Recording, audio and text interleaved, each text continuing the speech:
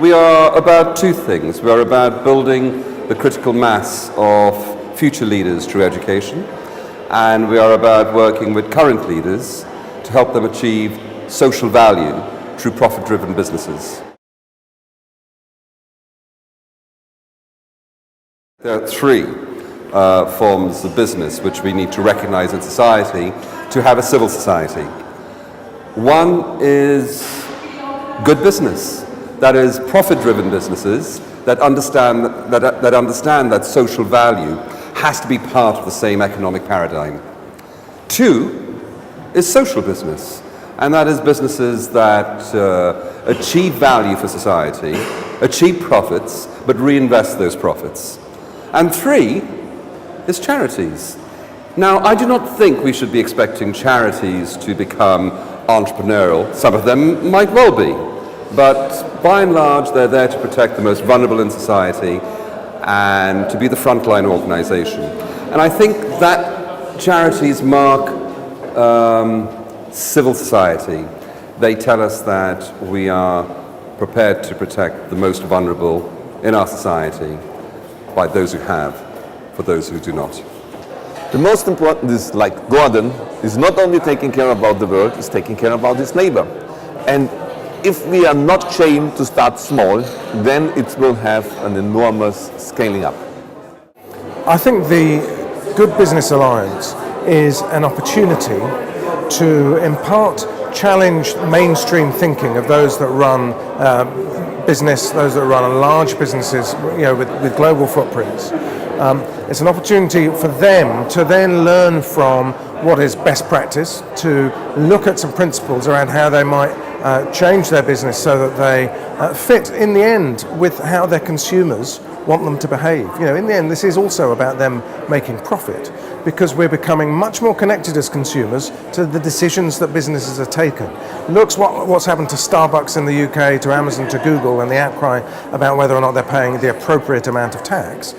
They're changing their behavior as businesses because of the crowd saying, you can't carry on like this. So there's a real business reason to sign up to the Good Business Alliance, because it's helping them make the right decisions for long-term profitability.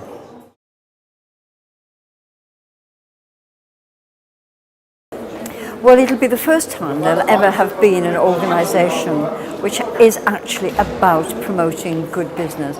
And the term alliance is really important because it will bring together like-minded people with positive experiences and people who are hugely innovative and very good ambassadors for this. So I think it's a very positive step forward. Not by creating complicated tools of measuring unemployment. You measure success, in my view, in three ways. One, we create more socially responsible entrepreneurs through universities. Two, you encourage current business leaders to understand that profits and social purpose are part of the same economic paradigm. And three, you get the successful business models and you scream it out from the rooftops and say, see, you can do this. From that, you will get more employment and a greater amount of civil contentment that we don't have now. I think social business can scale and should scale. There'll be circumstances when it's really appropriate to a local community, and then you can't replicate it exactly, but you can find the key components, the key elements that have made that a success, and then apply those in a different setting. But equally, you could take a lot of the ethos around social business and apply it into mainstream business and just say, not only do we want to see a return for shareholders, but we want to see a return in terms of social impact, we want to see a return in terms of environmental sustainability.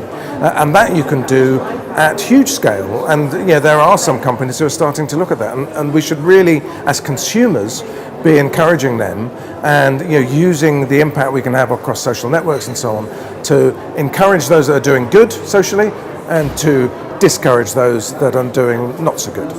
I think one of the big issues, I work in a foundation that is focusing on the development of social business. We support social businesses directly.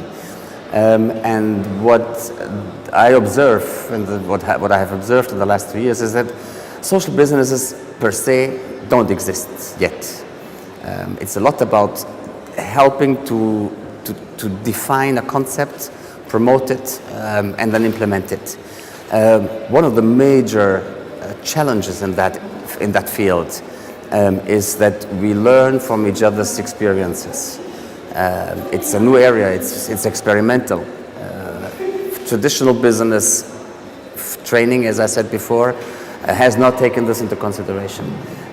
So that kind of alliance is very important because we can build on other experiences, mistakes or good results, and build up. And that is what we need to spread together to achieve a lot.